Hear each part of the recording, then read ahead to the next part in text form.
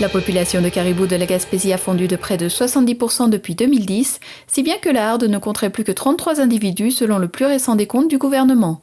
Cette année, le ministère de l'Environnement a décidé d'aller de l'avant avec des enclos de maternité, mais selon Pascal Bergeron, porte-parole Environnement Vert Plus, cela ne suffit pas.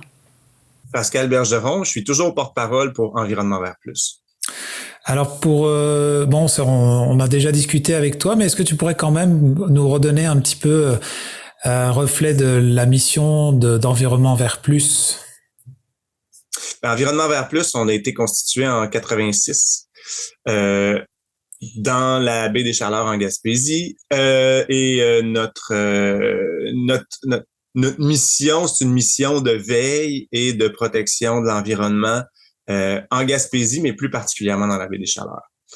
Puis on fait le lien entre les deux parce que souvent, il n'y a pas de frontière entre la baie des Chaleurs puis le reste de la Gaspésie. Donc, si les enjeux nous touchent ici, ils nous touchent très probablement à grandeur de la péninsule. Puis des fois, il faut allonger le bras un peu pour aller toucher ce qui se passe ailleurs parce que ça a des répercussions chez nous. Puis le dossier Caribou, c'est un peu ça parce que ça touche tout l'aménagement du territoire, autant par rapport aux forêts qu'aux mines.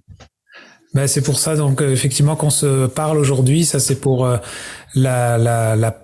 apparemment la population de caribous qui continue de s'effondrer en Gaspésie.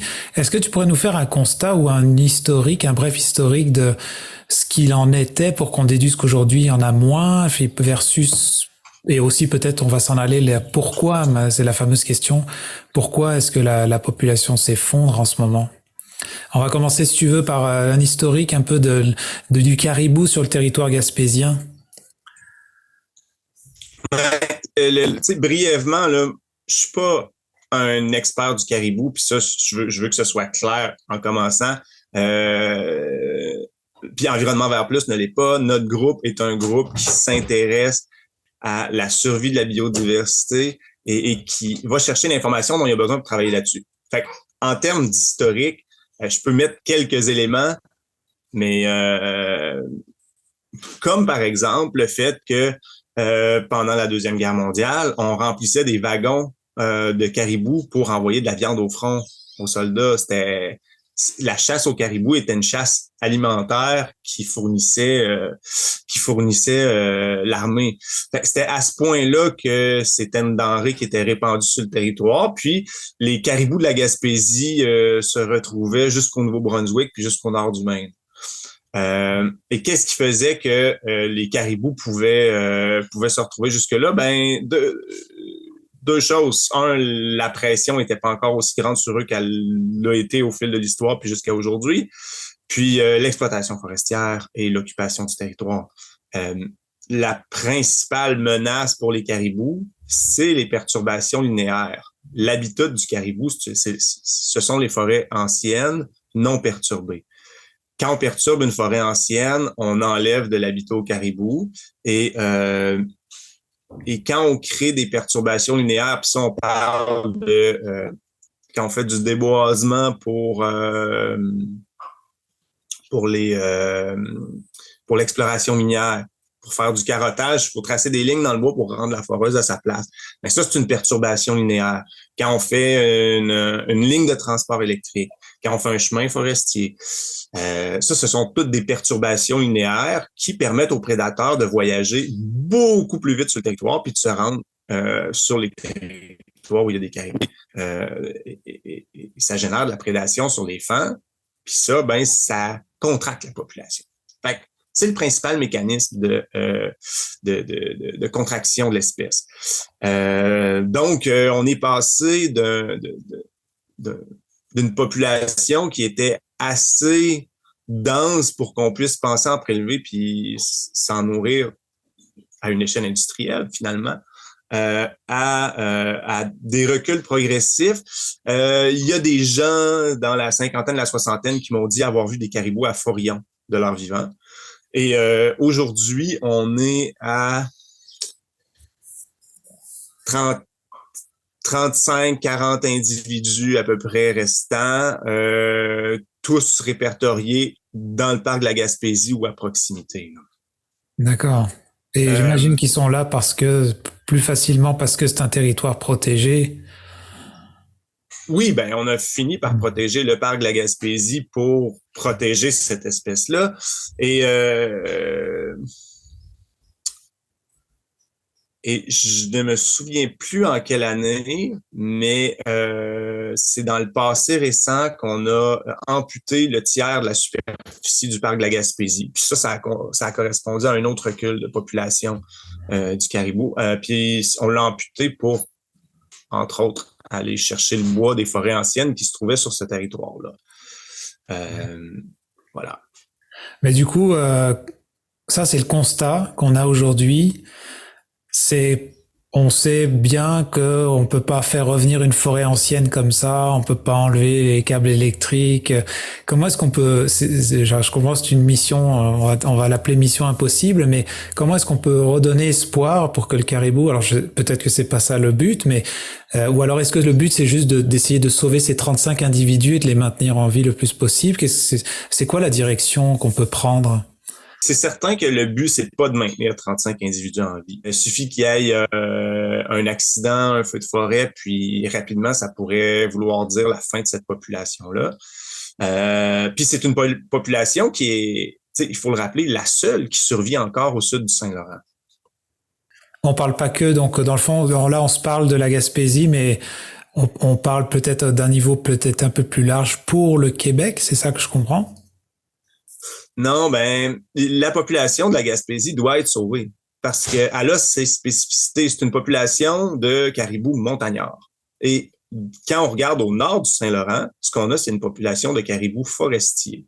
Je suis grossier quand je dis ça, là, mais quand on parle de Charlevoix, quand on parle de Pitmoacan, quand on parle de Val-d'Or, quand on parle de la harpe de la Sarre, ce sont toutes des harbes de caribous forestiers. C'est pas des caribous qui vivent en montagne, c'est des caribous qui n'ont pas accès à des plateaux arctiques, ou en tout cas, comme ce qu'on a dans les McGarrigle, dans les sommets en Gaspésie. Donc, nous, on a une population qui est vraiment moins mobile que la population de caribous forestiers au nord du Saint-Laurent. Et cet écotype-là, on le retrouve pas, pour ainsi dire, ailleurs, ni au Québec, ni au Canada.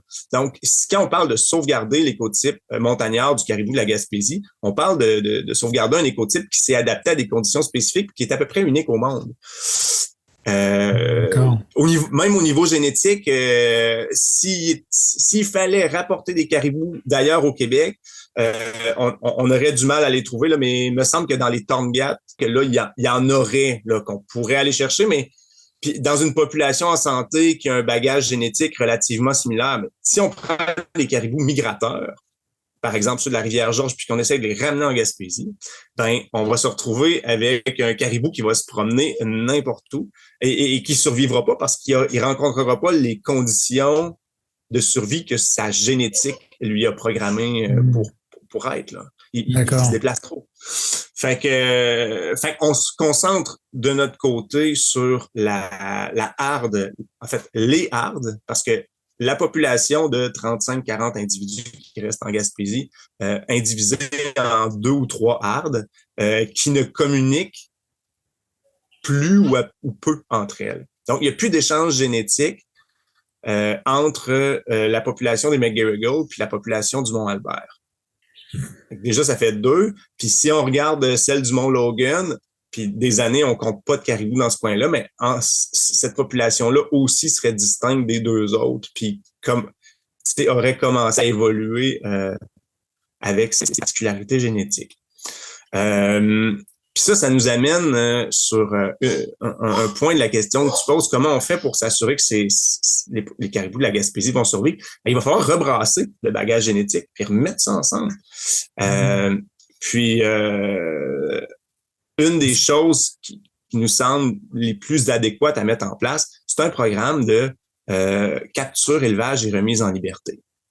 Pourquoi? Ben, pour s'assurer que l'élevage est contrôlé, qu'on mixe les génétiques de manière contrôlée, puis qu'on relâche après ça dans la nature des fans plus matures qui vont être moins sensibles à la prédation. Ça, c'est quelque chose qui va être officiellement mis en place bientôt, alors? Non, pas du tout. C'est une proposition qui est sur la table en ce moment. Elle est officieuse et elle pourrait être portée par le Bioparc de la Gaspésie. Mais on sait qu'il y a des discussions de ce côté-là qui sont en cours, mais il y a rien d'achevé encore. Donc, c'est seulement à l'état de projet. La proposition du ministère, ils ont bâti 2 enclos. Un pour la population du Mont-Albert, un autre pour la population de McGill. Bon.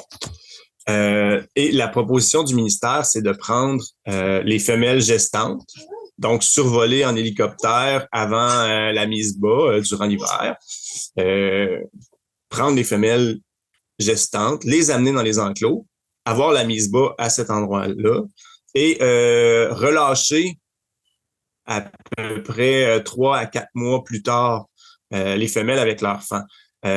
Puis ça, ça donne certainement une chance aux fans de passer la période où il est le plus vulnérable à la prédation.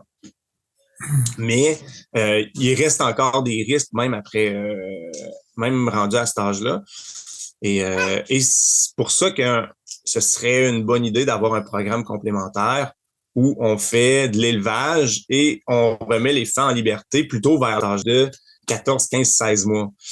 Là, on aurait des véritables chances de survie de ces fans-là qui seraient plutôt adultes. Donc, ils sont capables de s'enfuir des prédateurs comme les autres de leur espèce, puis d'aller vers une croissance de la population. Une chose qu'on n'a pas dit, on disait il reste entre 35 et 40 individus, ça fait 4 ans qu'on est à peu près à ça, là. Ça oscille, on en compte, c'est ça. On en compte 30-35, puis on estime que la population est à 35-40 d'une année à l'autre. C'est une approximation, mais il n'y a pas de variation depuis 4 ans. Et Environnement Vert Plus, alors, votre tâche dans ce sujet-là, vous faites quoi exactement? Est-ce que justement vous allez faire une proposition au gouvernement ou là actuellement vous faites un constat des choses? Et comment vous voulez porter ce projet-là? Pour l'instant, on appuie le développement de la proposition, mais on peut rien faire de plus. On n'a pas les moyens d'aller plus loin que ça. Puis ça, c'est un volet. On pourrait enfermer les caribous dans un enclos, dans une espèce de zoo, puis dire ils vont se reproduire là. Puis des caribous ailleurs dans le monde, c'est domestique. En Scandinavie, on fait du lait puis du fromage de caribou. Ah oui, ok. Fait que c'est un animal qui tolère très bien la domestication, sauf que c'est pas l'avenir d'une espèce sauvage, c'est pas de se faire domestiquer. Puis dire que puis le ministère a fait cette proposition-là pour Val-d'Or, par exemple, de juste mettre les caribous en enclos puis les laisser là. C'est une espèce de zoo, de mouroir. On attend qu'ils trépassent et ça finit là. Mais dans l'esprit de la protection du territoire, c'est comme dire on va restreindre l'habitat d'une espèce jusqu'à temps qu'elle soit sur le bord de l'extinction. Puis après ça, on envoie tout ça dans un zoo. Puis après, on peut finir de prélever les ressources. C'est contraire complètement à l'esprit de la loi sur les espèces en péril. Puis ça créerait un dangereux précédent de concéder la fin d'une harde de caribou, peu importe où au Québec, là. Donc, c'est pas quelque chose qui est souhaitable de les enfermer à long terme. Puis ça fait partie des craintes qu'on a par rapport aux enclos du ministère que ces enclos-là finissent par servir de mouroir parce que le ministère l'a fait ailleurs au Québec. Donc, ça, c'est quelque chose qu'on veut vraiment pas qu'il arrive, puis sur quoi on va certainement être très public du jour où on va sentir que ça arrive. Tu voulais nous montrer une carte. Est-ce que c'est en lien avec tout ce qu'on se parle? Ce que je voulais vous montrer comme carte, parce qu'on a parlé de perturbations linéaires, on l'a abordé très grossièrement. On va aussi parler de, justement, préservation du territoire. Si on n'est pas les mettre dans des cages, ça veut dire qu'on va avoir restauré un écosystème qui est viable pour le caribou. Puis, pour la restauration de l'habitat, il y a une grosse possibilité, puis c'est la création, l'agrandissement d'un aire protégé. Puis là, c'est ça que je veux vous montrer sur ma carte, là. Ici, on a le parc de la Gaspésie, qui est l'aire protégée dédiée à la protection du caribou. Donc, pour agrandir cette aire protégée-là, on fait face à un obstacle qui est les claims miniers. Tous les petits carrés sur la carte, là, c'est tous des claims. Okay. C'est quoi un claim? C'est un droit d'exploration, c'est un droit d'aller forer, c'est un droit d'aller carotter, c'est un droit d'aller chercher de l'information à propos du potentiel du sous-sol. Donc, partout où il y a ces claims miniers-là, il y a un risque qu'on crée des perturbations linéaires à proximité de l'habitat du caribou. Puis de l'habitat, dans l'habitat du caribou, parce que le parc, c'est l'aire protégée, mais l'habitat du caribou, on va le voir sur l'autre carte tantôt, il fait un U à peu près comme ça, là. Donc, on a observé des caribous dans tout ce U-là, et il n'y a pas de protection, sauf dans le parc, comme tel. Parce que les claims qu'on voit là sont pas encore en fonction, c'est ça que je comprends, c'est ça? Ils le sont. Ils le sont, ok. Ils sont pas en exploitation. En exploitation, pardon. C'est des droits d'exploration. Oui, effectivement. Sauf ici, en rouge, là, ça, c'est la mine d'agate du Mont-Lyal. Ah oui, ok.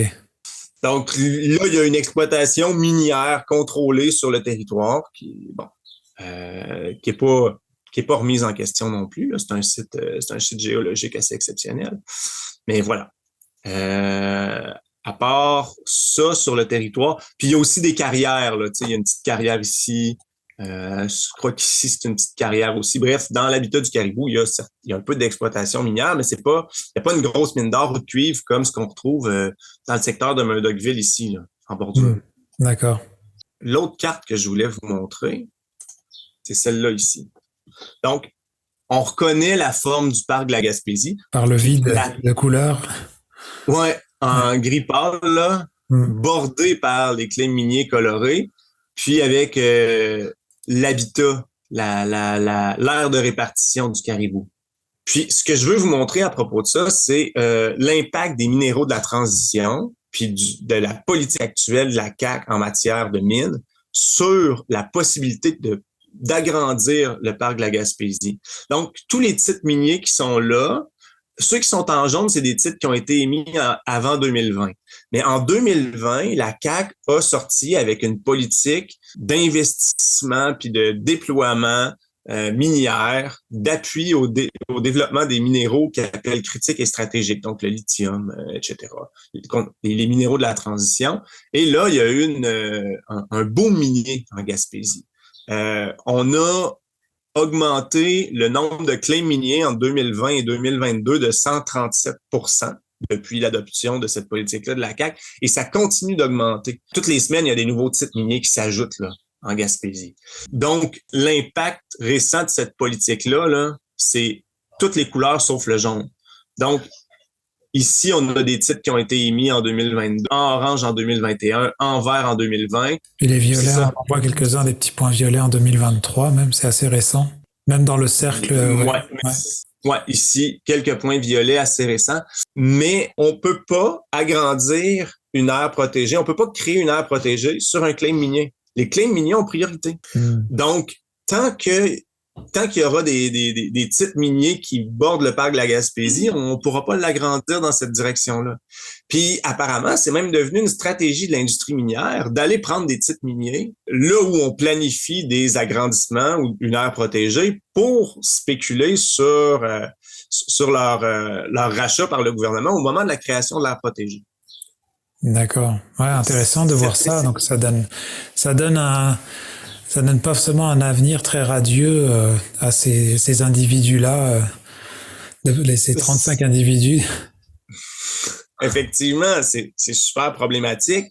Puis une des choses qu'on doit faire, c'est travailler à lever la préséance de la loi sur les mines sur toutes les autres lois. En ce moment, il y a un mouvement au Québec d'élus municipaux pour faire en sorte que la loi sur les mines cesse d'avoir préséance sur la loi sur l'urbanisme et l'aménagement du territoire. Mais c'est pas la seule préséance qui est problématique. En fait, le free mining a préséance sur tout. Ça veut pas dire qu'on réussira pas. T'sais, on travaille dans le sens de retirer les claims miniers puis de pouvoir agrandir le parc de la Gaspésie. C'est ça. Ça fait partie de ce qu'on fait comme travail en ce moment. En tout cas, merci beaucoup Pascal pour ton temps et pour ces éclaircissements là, c'est vraiment intéressant. Ça me fait plaisir. Vous écoutez votre reflet d'ici. Revoyez tous nos reportages sur notre site Internet.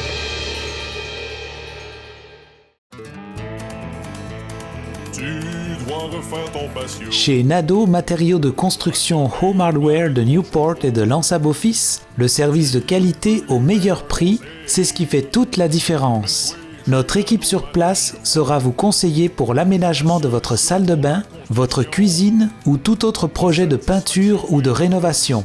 Venez en magasin découvrir notre vaste gamme de couvre-planchers, nos portes et fenêtres de qualité et des outils tant pour le bricoleur que pour l'entrepreneur en construction. Savoir-faire, Nadeau Matériaux de Construction Home Hardware de Newport et de Lansab Office, les spécialistes de la rénovation dans la région.